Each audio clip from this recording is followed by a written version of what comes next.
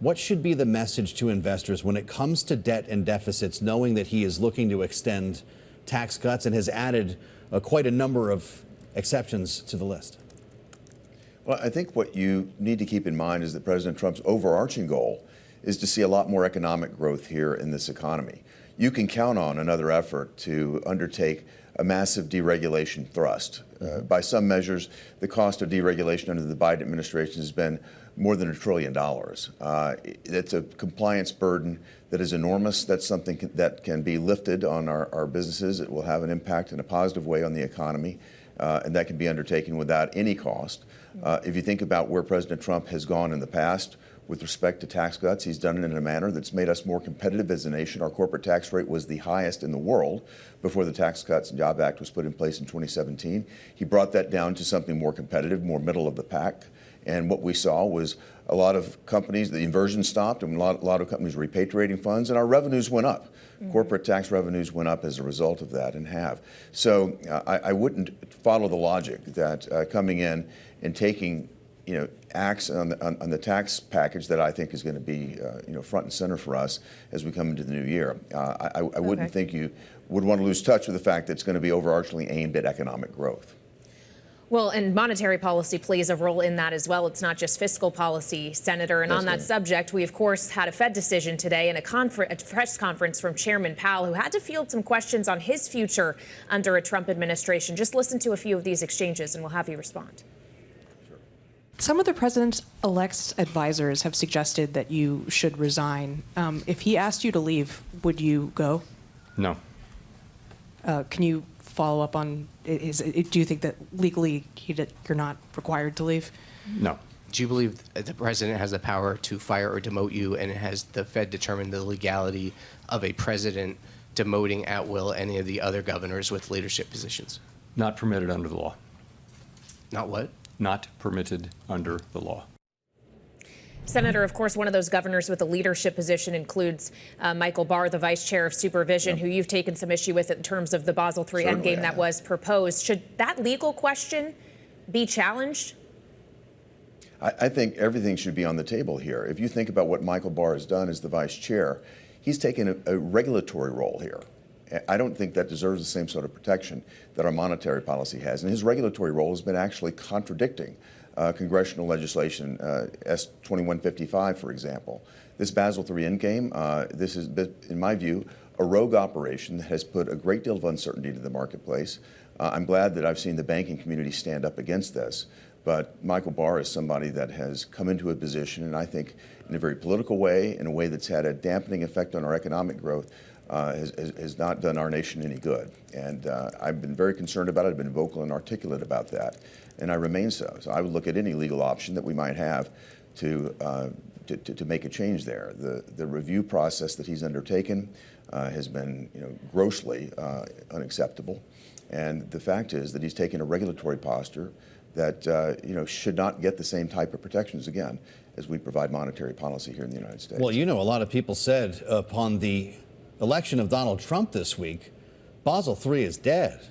Are they wrong? I haven't had an opportunity to discuss that in particular with President Trump, but I certainly think that Basel III has been, all the proposals that I've seen have been largely bad for the American economy because they make us less competitive as a nation.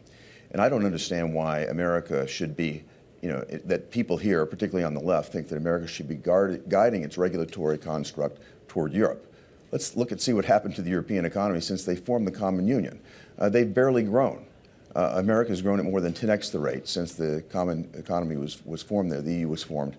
We've grown at an amazing rate because we've not been burdened by the regulatory construct that they seem to want to impose in their economy. Why would we want to move in their direction?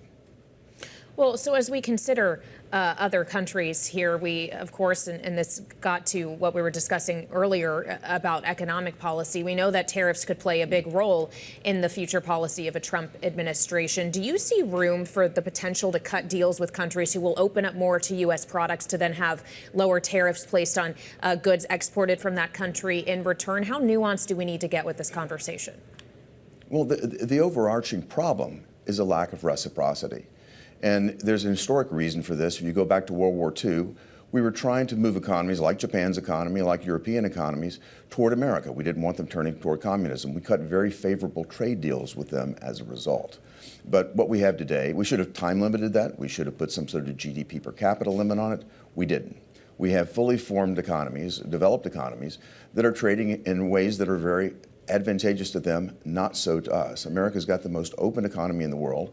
Access to this economy deserves fair treatment, reciprocity. We haven't been getting that, and I think this is an opportunity to come back and address it.